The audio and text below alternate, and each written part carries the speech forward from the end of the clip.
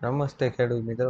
ખેડૂત માહિતી કેન્દ્ર ચેનલમાં આપનું હાર્દિક સ્વાગત છે. ખેડૂત મિત્રો, આજે આપણે જોવાના છીએ ખેડૂતો માટે સારા સમાચાર. આગાહીકાર અંબાલાલ પટેલે કહ્યું છે કે આગામી 27 એપ્રિલથી ગરમી વધતા મહત્તમ તાપમાન ફરી 43 ડિગ્રી ઉપર જવાની શક્યતા છે. જોકે 10 થી 12 મેમાં પ્રી મોન્સૂન એક્ટિવેટની શક્યતા છે, જેથી આકરી ગરમી વચ્ચે ચોમાસું સારું હોવાની આગાહી કરવામાં આવી રહી છે. ગુજરાતમાં ખેડૂતો માટે આનંદના સમાચાર ગણી શકાય. આગામી આગાહી મુજબ આ વર્ષે ચોમાસું સામાન્ય કરતાં વધુ સારું રહેશે. જૂનથી સપ્ટેમ્બર સુધી ચોમાસું ખૂબ જ સારું રહેશે. દેશમાં 104 થી 110% વરસાદ નોંધાશે. દેશમાં ચોમાસું 1 જૂન આસપાસ કેરળમાં પ્રવેશ કરશે તો ગુજરાતમાં સામાન્ય કરતાં વધુ વરસાદ નોંધાય તેવી આશંકા છે. ચૂંટણી પહેલા કોંગ્રેસની ગેરંટી. ખેડૂતો માટે જે ખેડૂતો લડી રહ્યા છે એમએસપી, જે ટેકાના ભાવ માટે લડી રહ્યા છે, જેવા સ્વામીનાથન ફોર્મ્યુલા આપવામાં આવી હતી, અને આ યુદ્ધ ખેડૂતો માટેની સૌથી મોટી અને મહત્વની આ ફોર્મ્યુલા અંતર્ગત ટેકાના ભાવ નક્કી કરવામાં આવશે તેવી ગેરંટી આપવામાં આવી છે.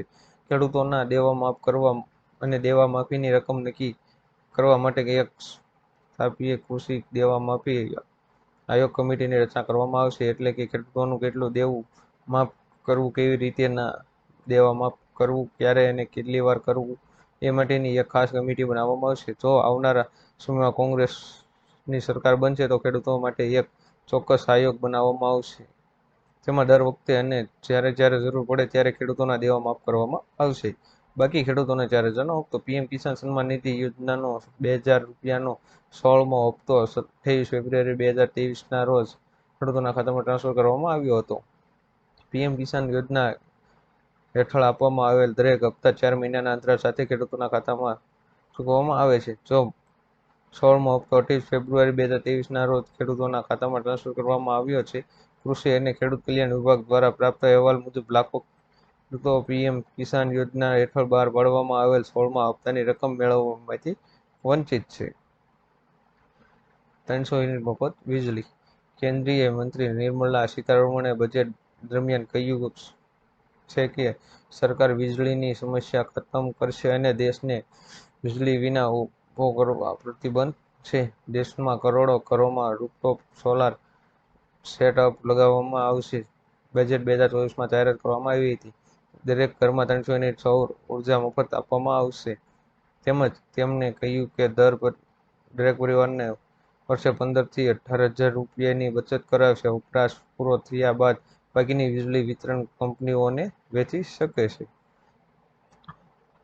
મહિલાઓને મફત સિલાઈ મશીન. ભારત સરકાર એવી કોઈ સ્કીમ ચલાવી રહી નથી જેમાં મહિલાઓને સીધું સિલાઈ મશીન આપવામાં આવે. ભારત સરકાર મહિલાઓને સક્ષમ અને આત્મનિર્ભર બનાવવા માટે વિશ્વકર્મા યોજના ચલાવી રહી છે, જેમાં મહિલાઓને સિલાઈ શીખવાનું કામ કરવામાં આવે છે, અને આ કોર્સ પૂરો કર્યા પછી તેમને 15,000 રૂપિયાની રકમ આપવામાં આવે છે, જેથી એક સિલાઈ મશીન ખરીદી શકે અને પોતાના ઘરે સિલાઈનું કામ ચાલુ રાખી શકે અને પોતાના ઘરનો ખર્ચ ઉઠાવી શકે.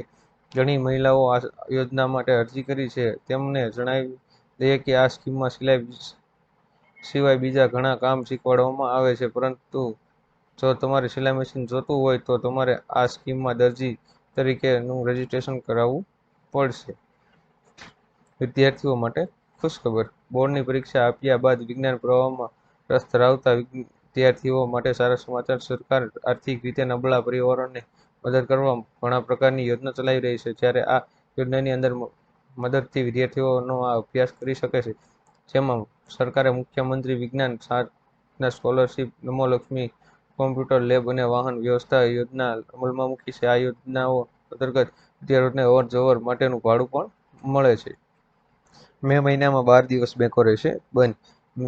મહિનાને હવે ગણતરીના દિવસો જ બાકી રહ્યા છે, ત્યારે reserve bank of India RBI દ્વારા જાહેર કરાયેલા રજાઓની યાદી અનુસાર મે 2024માં બેંકો 12 દિવસ બંધ રહેશે. આમાં બીજા અને ચોથા શનિવાર સિવાયના તમામ રવિવારનો સમાવેશ થાય છે. આ સિવાય કેટલાક રાજ્યોમાં લોકસભાની ચૂંટણીને કારણે બેંકો બંધ રહેશે. મે મહિનામાં રવિન્દ્રનાથ ટાગોરની જન્મજયંતિ, નજરુલ જયંતિ, અક્ષય તૃતીયા જેવા ઘણા તહેવારો છે, જેના કારણે બેંકોનું કામ બંધ રહેશે.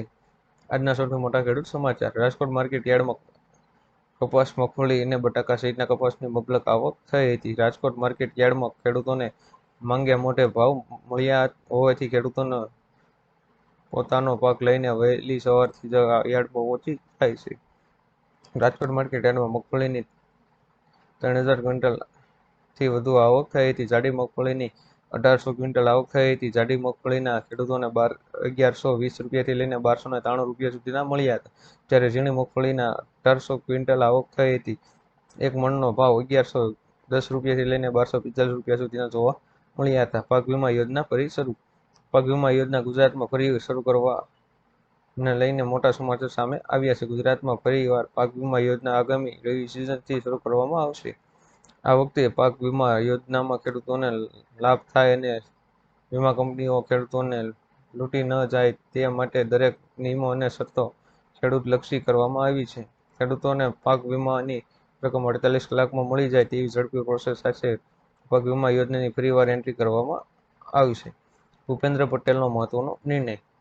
સીએમ ભૂપેન્દ્ર પટેલે મોટી જાહેરાત કરતા કહ્યું છે કે એનએફએસએ-ના રેશન કાર્ડ ધારકો કે જેમને ગુજરાત સરકાર દ્વારા રેગ્યુલર અને મફત અનાજ મળે છે તેવા તમામ રાશન કાર્ડ ધારકોને પીએમજેવાય યોજના હેઠળ આવરી લેવામાં આવશે. એટલે કે તેવા તમામ રેશન કાર્ડ ધારકોને આયુષ્માન કાર્ડ કાઢી આપવામાં આવશે. ગુજરાતની સરકારી અને ખાનગી હોસ્પિટલમાં આયુષ્માન કાર્ડ હેઠળ 10 લાખ રૂપિયા સુધીની સારવાર વિનામૂલ્યે આપવામાં આવે છે. તો ગુજરાતના જે વ્યક્તિને મફત અનાજ અને ગુજરાત સરકારનું અનાજ મળે છે તેવા દરેક વ્યક્તિને ફરી આયુષ્માન કાર્ડ કઢાવવું પડશે.